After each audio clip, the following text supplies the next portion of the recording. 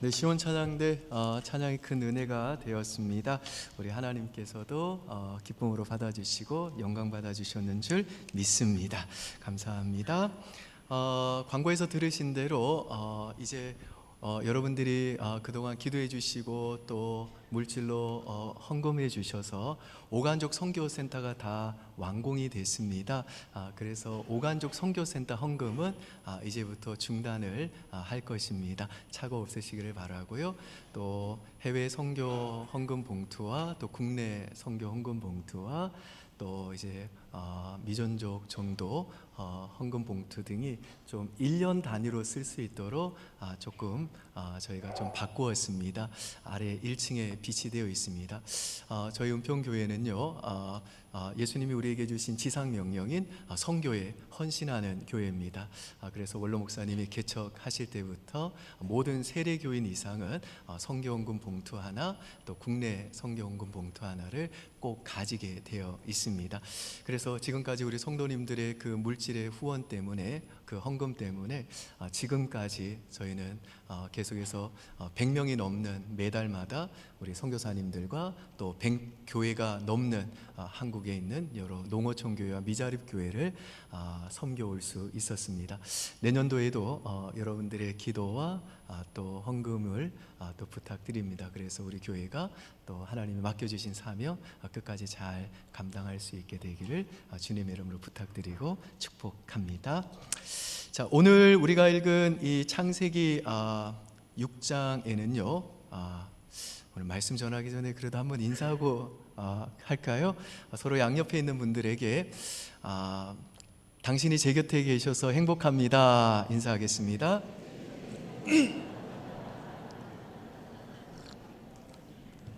나는 아닌데 그런 분들 한 명도 없으시죠? 네, 저도 여러분이 곁에 계셔서 너무 행복합니다.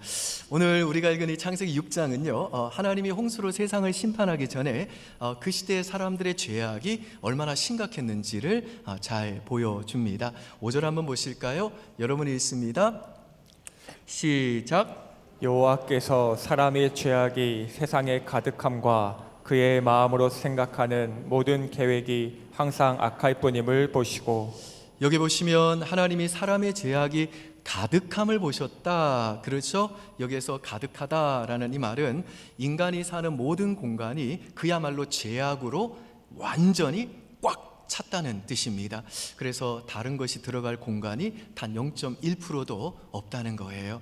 그리고 사람이 머릿속으로, 이 마음속으로 생각하는 모든 계획도 항상 악했대요. 그래서 그런 인간들을 바라보시는 하나님의 마음이 어땠는지 6절과 7절 저와 여러분 한 절씩 나누어 읽겠습니다. 제가 6절 읽을게요. 땅 위에 사람 지으셨음을 한탄하사 마음에 근심하시고 이르시되 내가 창조한 사람을 내가 지면에서 쓸어버리되 사람으로부터 가축과 기는 것과 공중의 새까지 그리하리니 이는 내가 그것들을 지었음을 한탄함이니라 하시니라.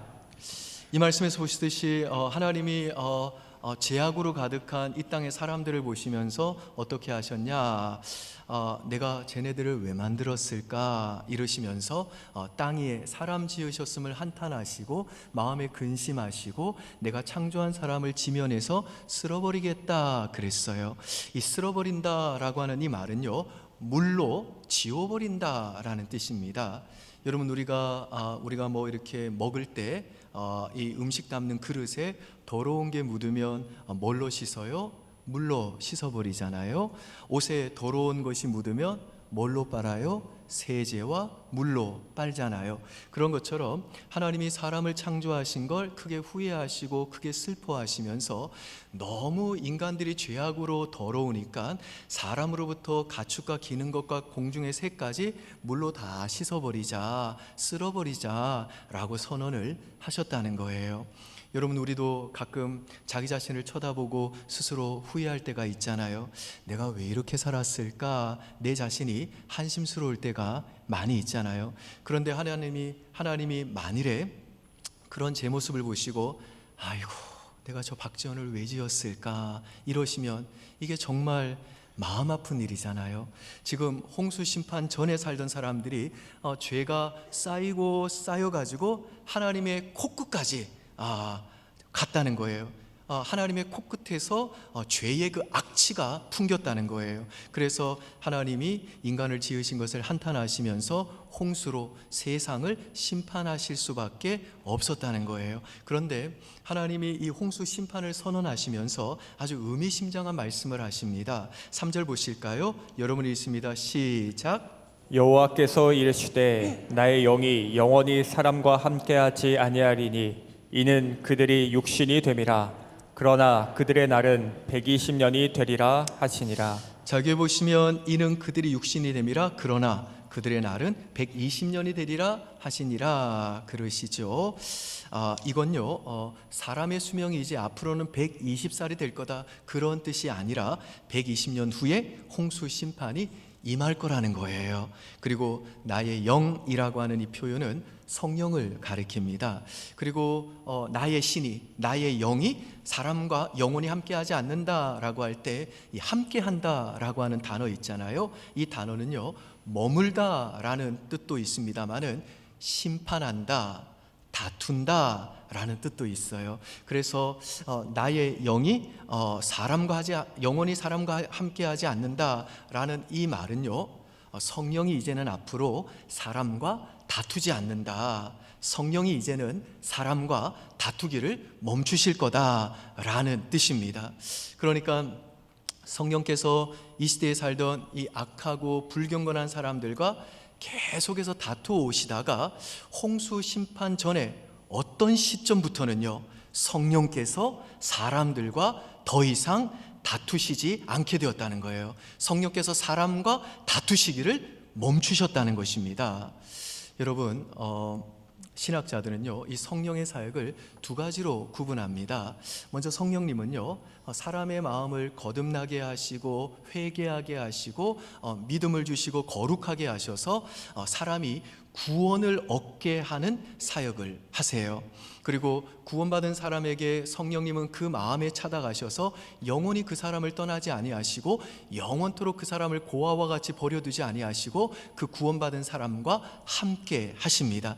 이처럼 사람을 구원하시는 이 성령의 사역을 가리켜서 성령의 특별 사역이다, 특별 역사다 그럽니다.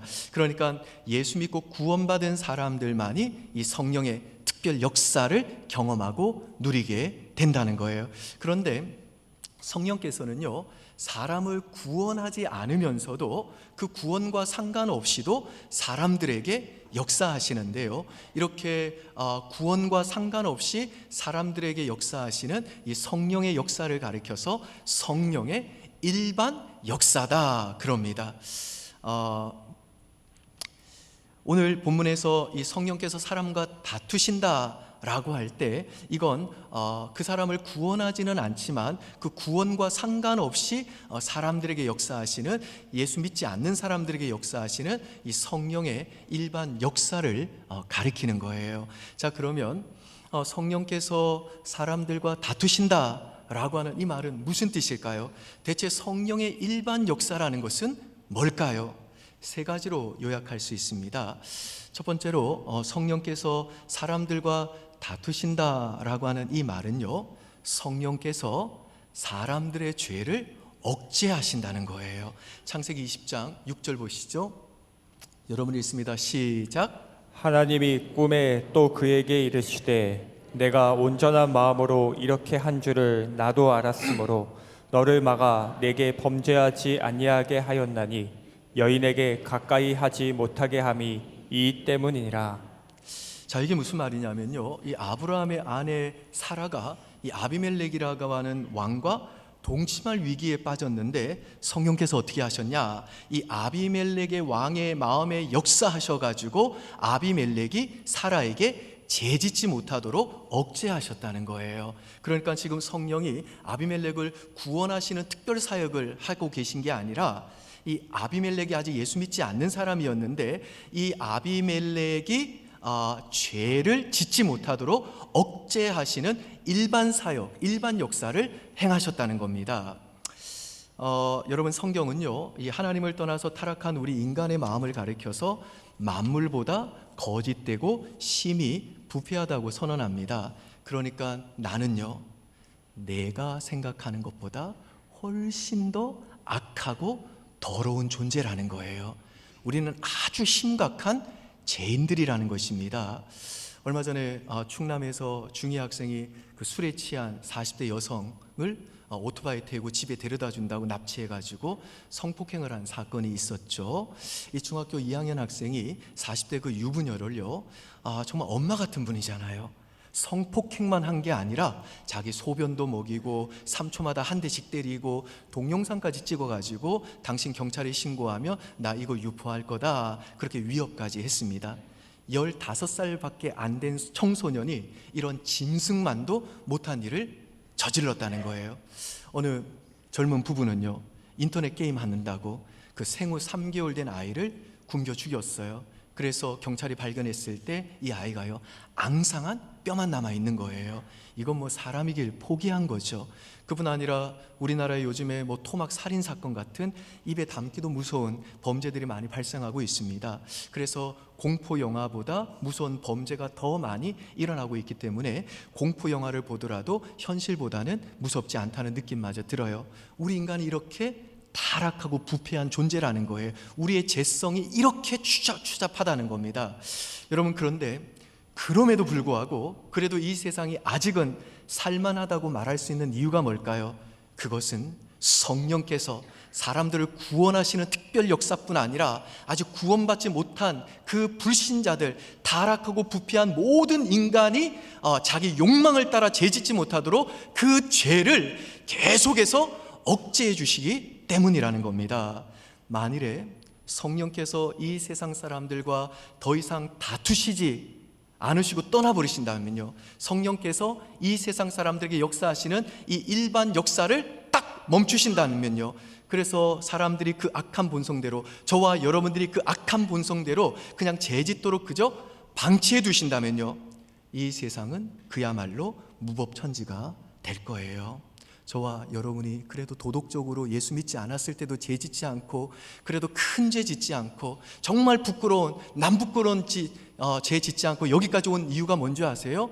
우리의 잘남 때문이 아니라 예수 믿기 전에도 성령께서 우리 안에 죄를 억제해 주시는 일반 사역 때문이었다는 겁니다. 그러니까 성령께서 지금도 사람들과 다투는 이 일반 사역을 하고 계시기 때문에 그래도 인간의 그 악한 죄성이 억제가 되고, 그래도 이 창조 세계가 이 죄악으로 완전히 무질서해지지 않고 우리 사회도 질서가 그래도 이만큼이라도 유지되고 있다라는 것입니다. 두 번째로, 이 성령께서 사람들과 싸우신다는 말은요, 성령께서 사람들로 하여금 양심의 가책을 느끼게 하신다는 겁니다. 로마서 2장 14절과 15절 여러분이 읽습니다. 시작. 율법 없는 이방인이 본성으로 율법의 일을 행할 때에는 이 사람은 율법이 없어도 자기가 자기에게 율법이 되나니, 이런 이들은 그 양심이 증거가 되어 그 생각들이 서로 혹은 고발하며 혹은 변명하며 그 마음에 새긴 율법의 행위를 나타내느니라. 자, 이게 무슨 말이냐면요, 하나님이 우리 모든 인간에게 양심이라는 기능을 주셨다는 거예요. 그래서 사람들이 하나님을 떠나 자기가 인생의 주인이 되어 그렇게 살아간다 할지라도, 그리고 타락하여 아무리 그 양심까지도 타락하고 망가져 있어도 여전히 그 안에는 망가진 양심이라도 있기 때문에 부도덕하게 살고 비인간적으로 살면 양심의 가책을 받게 되고 죄책감을 느끼게 되고 부끄러워할 수밖에 없다는 거예요. 그런데 이 양심을 일깨워서 그래도 사람들이 계속해서 양심의 가책을 느끼게 하시는 분이 누구냐? 성령이시라는 거예요. 그래서 만일에 성령이 사람과 싸우시는 이 일반 역사를 중단하시면 어떻게 되느냐? 사람의 양심이 딱딱하게 굳어지고 양심이 죽은 자처럼 돼가지고 짐승처럼 죄를 지으면서도 전혀 죄책감과 부끄러움을 못 느끼게 되면서 마치 브레이크가 안 잡히는 차를 탄 것처럼 죄의 길로, 멸망의 길로 달려가게 된다는 것입니다. 세 번째로 성령께서 사람들과 싸우신다는 말은요, 성령께서 하나님의 말씀을 통해 사람들에게 임박한 진노의 심판을 계속해서 경고해 주신다는 겁니다. 베드로전서 3장 19절과 20절 여러분이 있습니다. 시작. 그가 또한 영으로 가서 옥에 있는 영들에게 선포하시니라. 그들은 전에 노아의 날 방주를 준비할 동안 하나님이 오래 참고 기다리실 때에 복종하지 아니하던 자들이라. 방주에서 물로 말미암아 구원을 얻은 자가 몇 명뿐이니 겨우 8명이라. 시간 관계상 제가 이 말씀을 자세히 설명할 수 없습니다만은 오늘 본문 말씀과 관련해서 핵심만 전달하면 이것입니다. 이게 무슨 말이냐? 그가 또한 영으로 가서 옥에 있는 영들에게 선포했다 라고 그러시는데요, 이건 홍수 심판 전에 이 성령께서 이 노아를 통해서 사람들에게 장차올 심판에 대해 경고를 하시고 방주로 들어와 구원 받으라는 하나님의 말씀을 전하셨다는 거예요. 그러니까 성령이 사람들과 다툰다는 말은 뭐냐? 성령께서 하나님 말씀을 통해 사람들에게 임박한 심판, 임박한 진노를 계속해서 경고하시는 사역을 하신다는 겁니다. 자, 이와 같이 성령께서 사람과 다투신다는 말은요, 성령께서 사람들의 죄를 억제하시고 또 사람들로 하여금 양심의 가책을 느끼게 하시고 또 노아와 같은 전도자들을 통해서, 설교자들을 통해 장차 임할 심판을 피하도록 계속적으로 경고하시는 일반 사역을 하신다는 거예요. 그런데 홍수 심판 전에 이 사람들은요, 그와 같은 이 성령의 역사를 지속적으로 저항하고 대적하면서 끝까지 하나님을 거부하고 자신이 그 인생의 주인이 되어 죄를 계속해서 쌓아갔다는 거예요. 그리고 그들의 죄가 이제는 온 세상에 꽉 차가지고 하나님의 코끝까지 쌓이자 하나님이 이제 그들을 홍수로 심판하기로 작정하시고 어떻게 하셨냐? 이제는 성령이 이 악한 사람들과 다투는 사역을 멈추게 하셨다는 겁니다. 그래서 성령께서 그들의 죄를 억제하시거나 양심의 가책을 느끼게 하거나 하나님의 말씀을 통해 심판에 대해서 경고하는 일을 멈추게 하셨다는 거예요. 그러니까 어떻게 됩니까? 그야말로 이제는 사람들이 자신의 욕망과 그 죄성을 따라 죄의 길을 거침없이 갔다는 거예요. 그리고 성령께서 그렇게 사람들과 다투기를 멈추신 결과가 뭐냐? 베드로전서 3장 19절과 2절 다시 한번 보시겠습니다. 시작. 또한 영으로 가서 옥에 있는 영들에게 선포하시니라. 그들은 전에 노아의 날 방주를 준비할 동안 하나님이 오래 참고 기다리실 때에 복종하지 아니하던 자들이라. 방주에서 물로 말미암아 구원을 얻은 자가 몇 명뿐이니 겨우 8명이라. 여기서 옥은 지옥을 가리키는 거예요. 그러니까 이게 무슨 말이냐면 성령께서 이제 사람들과 다투기를 딱 멈추시니까 사람들이 어떻게 하냐? 노아가 전하는 하나님의 말씀을 무시하고 또 더러운 죄를 지으면서도, 짐승과 같은 죄를 지으면서도 양심이 죽은 자처럼 죄책감도 못 느끼고 부끄러워할 줄도 모르고 자기 욕망대로, 욕심대로 죄악의 길을 걸어가다가 결국에는 방주에 들어간 그 노아와 그 가족을 제외하고 전부 다 이 홍수 심판으로 죽었다는 거예요. 그리고 죽음과 동시에 몸과 분리된 그들의 영혼이 지옥에 갔다는 거예요. 2000년 전에 베드로 사도가 이 말을 할 때에도 그들의 영혼이 지옥에 있었고, 그로부터 2000년이 지난 제가 지금 여러분들에게 이 말씀을 하고 있는 지금 이 시간에도 그들의 영혼은 지옥에 여전히 있다는 겁니다. 그리고 그들은요, 앞으로도 영원토록 지옥에 있게 될 거예요. 왜냐? 이 사람들은 그들과 다투시는 이 성령의 역사를 끝까지 저항하고 대적하면서 죄와 불순종의 길을 계속해서 고집스럽게 걸어갔기 때문이라는 거예요. 여러분, 지금 이 시대에도 성령께서는요, 사람들과 다투고 계세요. 근데 사람들과 다투시는 이 성령의 일반 사역으로는 사람들이 구원을 얻지 못합니다. 사람들이 구원받기 위해서는요, 성령의 특별 역사가 필요해요. 그리고 이 성령의 이 특별 역사를 통해 구원받은 사람들에게는 반드시 두 가지 열매가 나타나는데요. 첫 번째는 회개의 열매가 나타납니다. 로이드 존스 목사님이 쓴 회개라는 책에 보면 이런 문구가 나와요. 한번 들어보시죠. 회개하지 않은 사람이 그리스도인이 된 적은 없습니다. 그러니까 성령의 특별 역사를 통해 거듭나서 정말 이 구원받은 사람들은 어떻게 하느냐? 반드시 자기 죄를 회개한다는 거예요. 그런데 아까 제가 성령의 그 일반 역사 중에 사람들로 하여금 양심의 가책을 느끼게 하는 사역이 있다고 그랬잖아요. 그런데 성령의 이 일반 역사를 통해 양심의 가책을 느끼는 거랑 성령의 이 특별 역사를 통해 구원받은 신자가 죄를 회개하는 것에는 아주 큰 차이가 있습니다. 이 차이가 뭔지 로이드 존스 목사님이 이렇게 설명하세요. 한번 보시죠. 예수 믿지 않는 사람들이 자기가 뭔가 잘못한 게 있어서 양심의 가책을 느끼는 것과 신자들이 하나님 앞에서 회개하는 문제는 완전히 다릅니다. 양심의 가책으로 괴로워하는 사람은 자신이 잘못했음을 깨닫습니다. 하지만 자신의 그 잘못이 하나님께 대한 범죄임을 깨닫지 못한다면 그는 회개한 것이 아닙니다. 그러니까 이 성령의 일반 역사를 통해 양심의 가책을 느끼는 사람은 그냥 자신이 잘못했다는 걸 깨닫는 거예요. 근데 거기서 끝이라는 거예요. 그래서 그 양심의 가책을 따라 자기가 그래도 조금 그 잘못을 개선하고 조금 윤리적으로 도덕적으로는 살 수 있다는 거예요. 반면에 성령의 특별 역사를 통해 구원받은 신자는요, 내 죄가 하나님을 향한 죄였구나. 그래서 하나님을 슬프게 한 죄였구나.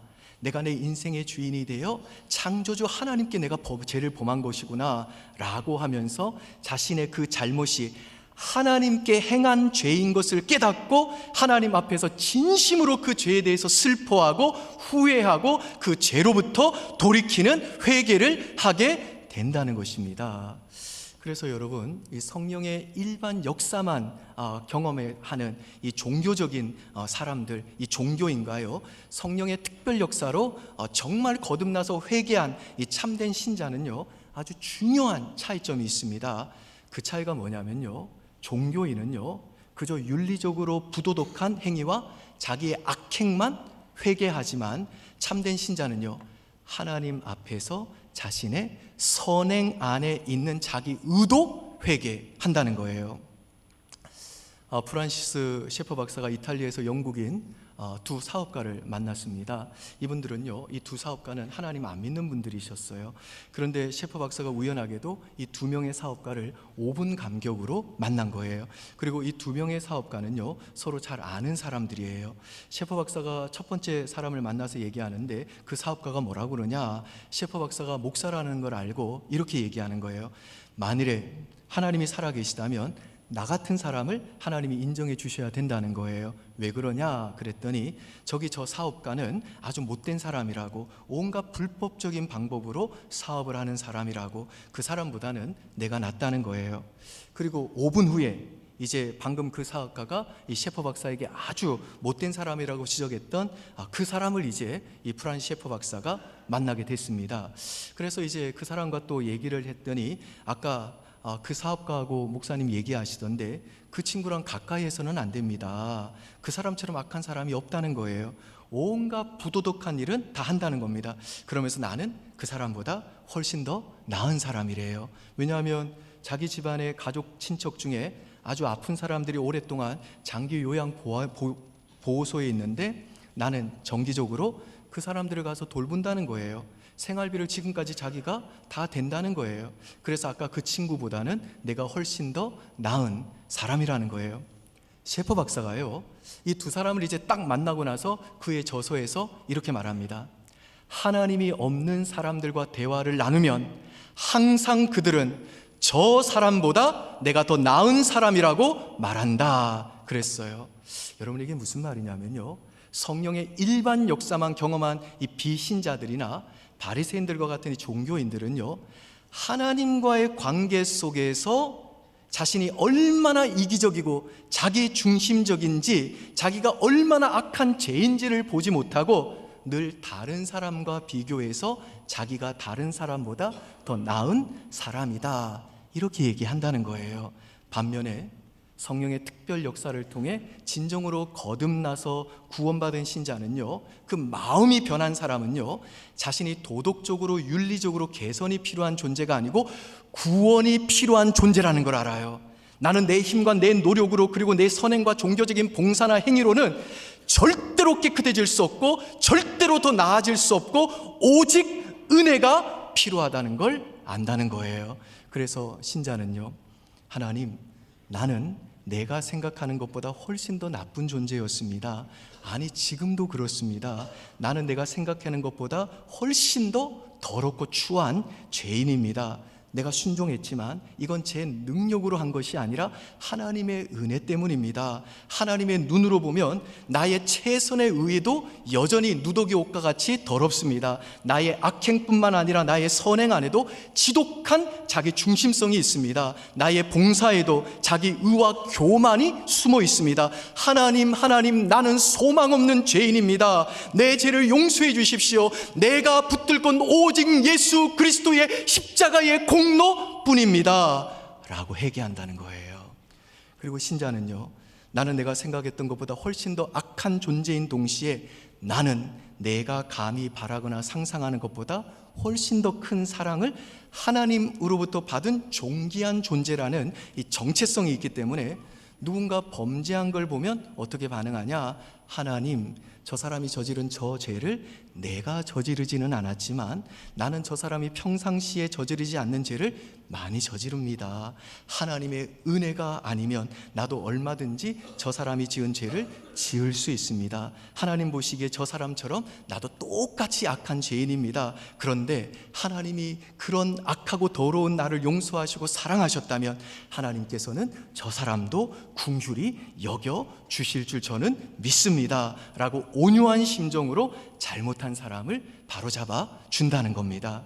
그리고 내가 다른 사람보다 선행을 많이 하고 또 교회에서 봉사를 많이 했다 할지라도 그건 내 힘으로 한 것이 아니라 하나님의 은혜 때문이기 때문에 내가 이만큼 하나님을 섬겼다고 하면서 자랑한다거나 다른 사람들을 무시한다거나 혹은 나처럼 섬기지 않는 다른 사람을 나보다 업신여기고 비난하지 않을 뿐만 아니라 나의 선행과 나의 봉사에도 자기 의와 자기 중심성과 나를 드러내고 싶어하는 교만이 있음을 알기에 언제나 나보다 남을 낮게 여기는 겸손한 사람으로 하나님만 바라보고 모든 사람과 연합하는 사람으로 살게 된다는 것입니다.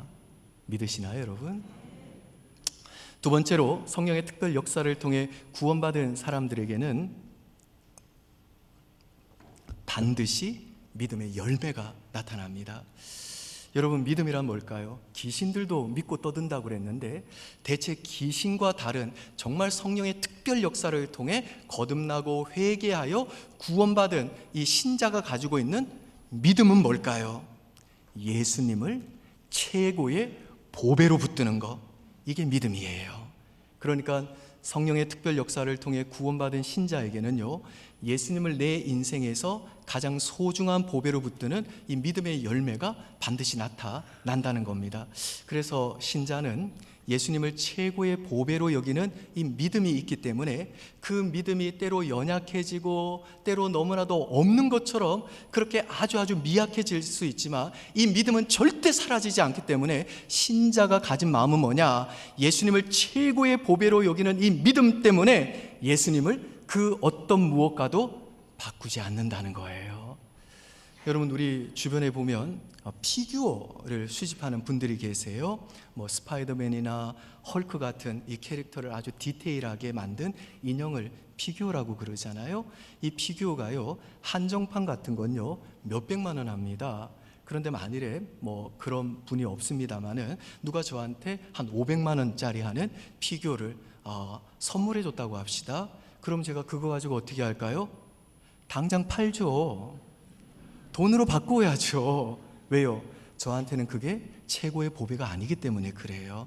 그래서 저에게 피규어는요 아주 비싼 거지만 누구한테는 정말 귀중한 보배지만 저한테는요 언제든지 돈으로 교환 가능한 거예요. 대체 가능한 거라고요. 그런데 성령의 이 특별 역사를 통해 예수님을 최고의 보배로 여기는 믿음을 가진 신자는요, 예수님을 그 어떤 무엇과도 바꾸지 않는다는 거예요. 신자에게 있어서 예수님은 어떤 분이시냐? 대체 불가라는 거예요. 교환 불가라는 거예요.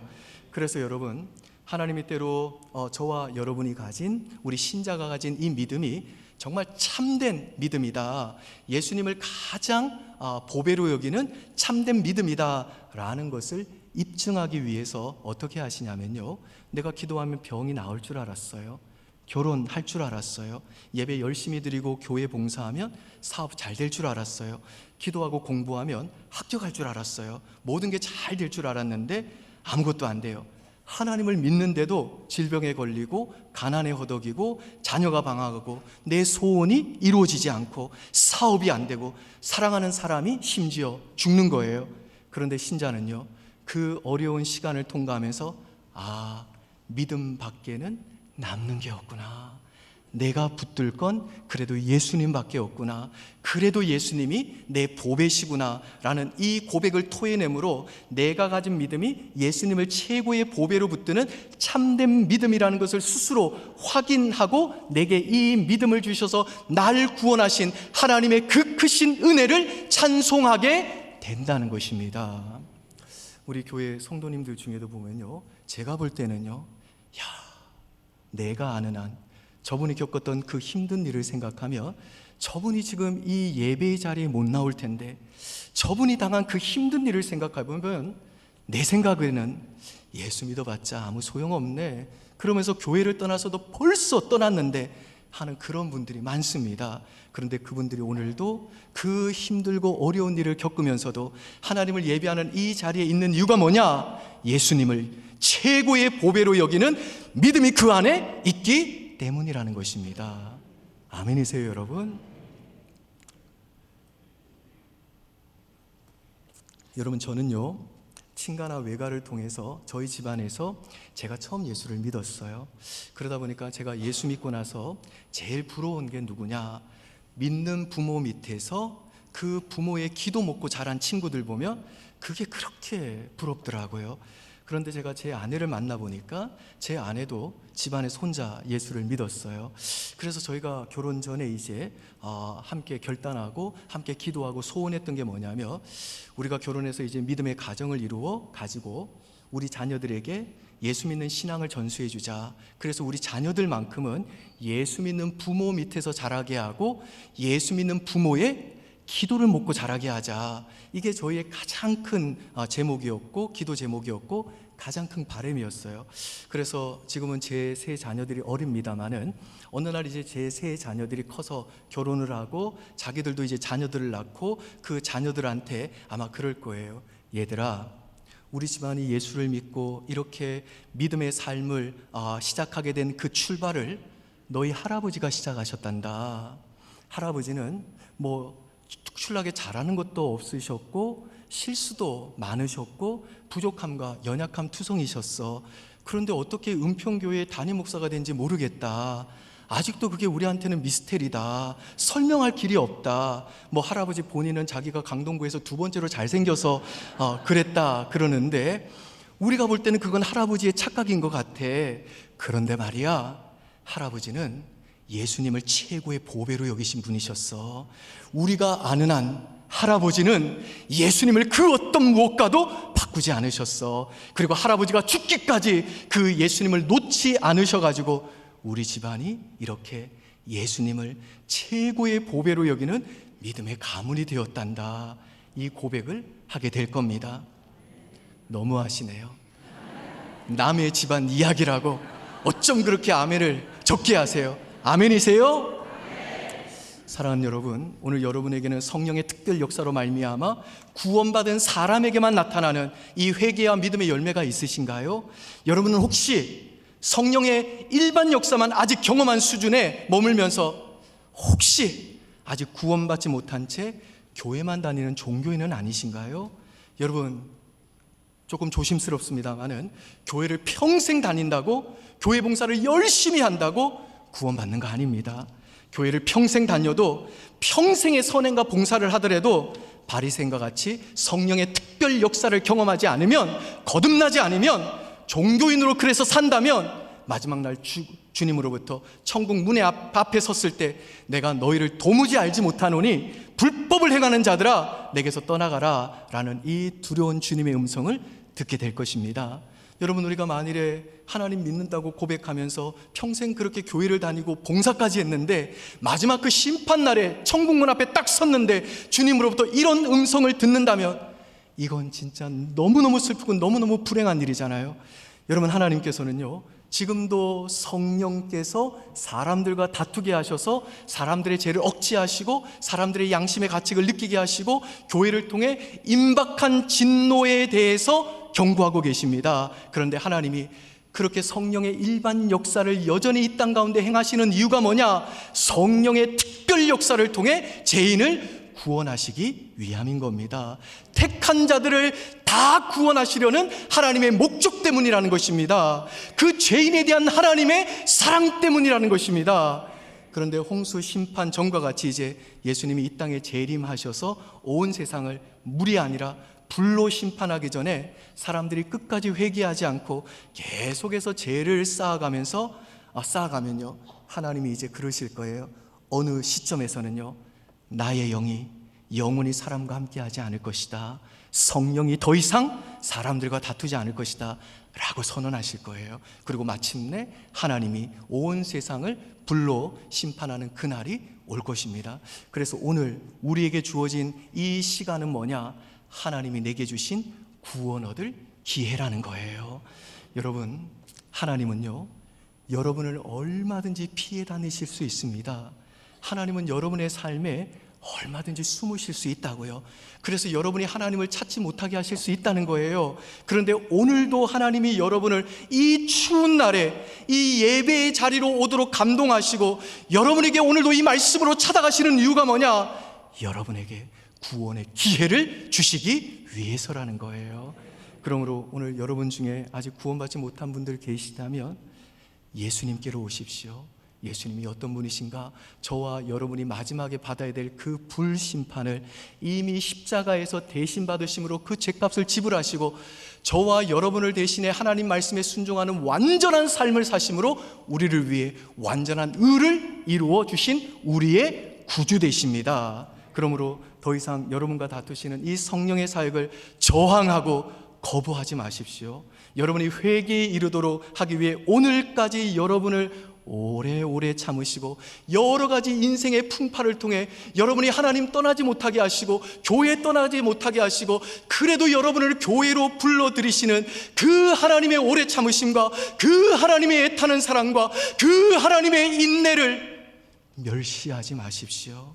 오늘도 여러분의 마음을 애타게 두드리시는 예수님을 더 이상 문 밖에 처량하게 두지 마시고 이 시간 여러분의 마음의 문을 열고 예수님을 이제는 여러분의 구주와 주님으로 영접하십시오. 그래서 오늘 2023년 12월 17일 이 날을 여러분이 구원받은 정말 평생에 잊지 못할 최고의 날, 복된 날로 만드시기를 주의 이름으로 축원드립니다. 기도하겠습니다. 하나님 아버지, 우리가 예수 믿기 전에도 그렇게 타락하고 우리의 죄성을 따라 정말 다시는 회복할 수 없는 죄짓지 않고 살 수 있었던 것은 우리가 도덕성이 못 뛰어나고 우리에게 어떤 잘남이 있기 때문이 아니라 우리가 그만큼 윤리적이었던 도덕적인 사람이었기 때문이 아니라 성령께서 여러 가지 방법으로 우리의 죄성을 억제하시고 양심의 가책을 주시고 하나님의 말씀을 듣게 하심으로 그래서 심판이 두려워서 그 길을 가지 못했기 때문인 줄 고백합니다. 그리고 이런 우리들 성령의 특별 역사로 거듭나게 하시고 우리의 그 악한 죄성을 보게 하시고 우리가 지은 죄가 하나님을 향한 것인 것을 알게 하시고 그 하나님을 아프게 한 우리의 죄를 회개하게 하시고 예수 믿게 하신 거 진심으로 고맙습니다.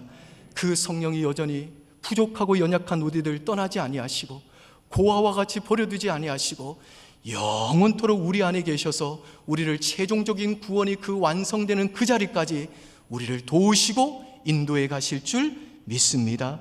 하나님 아버지, 우리가 사는 이 시대는 우리 예수님이 말씀하셨던 것처럼 노아 홍수 직전에 그 사람들처럼 범죄와 죄악으로 가득 차 있고 이제는 입에 담기도 부끄러울 만한 짐승과 같은 죄악들이 버젓이 자행되고 있으며, 또한 수많은 사람들이 마치 하나님 없고 이 세상이 전부인 것처럼 먹고 마시고 시집가고 장가들고 집을 사고 파는 일에만 몰두하고 살아가는 그런 시대를 우리가 살고 있습니다. 주여, 이 혼란스러운 이때에 우리로 하여금 주의 재림과 임박한 진노가 있음을 마음에 깊이 새기면서 하나님의 백성답게 거룩하게 살 수 있도록 은혜 베풀어 주시옵소서. 아직 구원받지 못한 우리의 자녀들 불쌍히 여겨주십시오. 성령의 특별 역사를 통해 저들을 진정으로 거듭나게 하시고 진실된 회개와 믿음을 통해 천국 백성 되도록 은혜 주시고, 우리 사랑하는 부모님들이 이 증거가 우리의 자녀들에게 분명한 증거로 나타날 때까지 쉬지 않고 하나님께 부르짖어 눈물로 간구할 수 있도록 은혜 베풀어 주시옵소서. 그리고 우리 은평교회 문턱을 넘어오는 모든 교인들은 단 한 명도 천국 문 앞에 섰을 때에 내가 너를 모르니 너는 나를 떠나라, 이 준엄한 주의 음성 듣지 않게 하시고 참된 회개와 믿음을 통해 오직 하나님만 바라보는 참된 하나님의 백성답게 예수 잘 믿고 살 수 있도록 주여 우리 모두에게 은혜 베풀어 주시옵소서. 예수님 이름으로 기도합니다. 아멘. 우리 다 함께 자리에서 일어나셔서 하나님께 찬송하겠습니다.